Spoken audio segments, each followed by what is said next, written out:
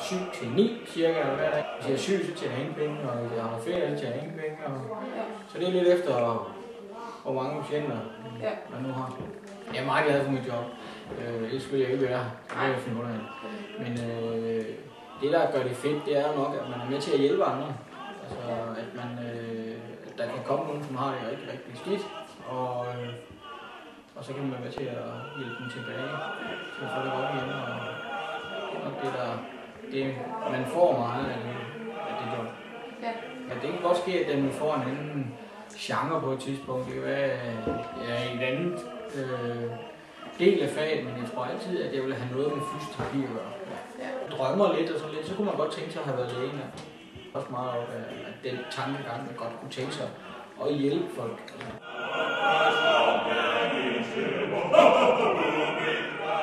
Det er et godt spørgsmål. Jeg tror umiddelbart, at kiropraktor er nogen, som behandler meget på ledknogler, hvor at fysioterapeuter måske både behandler på led og muskler, og også hvor at en kiropraktor måske ikke behandler så meget på muskler, eller mere ledpræget. Det er på.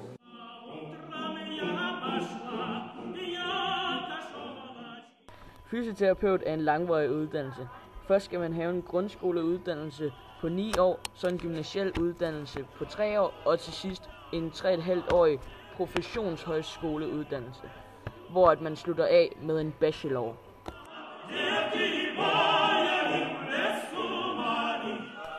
Dette er Djævers træningsrum for dem, der har gangbesvær med mere. Han har dog et større træningscenter i Glæsborg for dem, som der kan træne uden hjælp.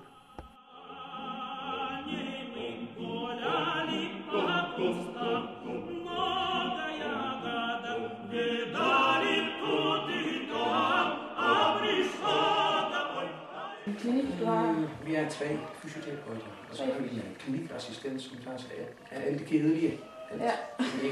Og så har jeg været på den klinik som cirka 4,5 år. Det var både Michael og mig, vi kører ud omsteg og fredag også. Og så har vi patienter på plejehjemme, på nogle institutioner. Og også nogle folk privat, hvor folk ikke kan komme på klinik, fordi de er måske sengeliggende derhjemme. Så mennesker, og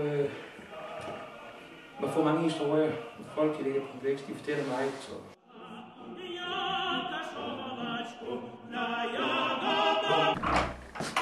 Bjarke, værsgo. Det er mig. Vi skal ovenpå. Jo.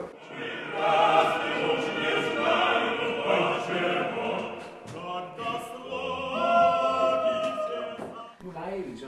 På de her billeder ser vi Gert, som er ved at lave en teknik på Bjarke. For at Gert må lave den teknik i virkeligheden, skal Bjarke have en tilladelse af lægen og en undersøgelse af fysioterapeuten. Ellers kan de give Bjarke varige men.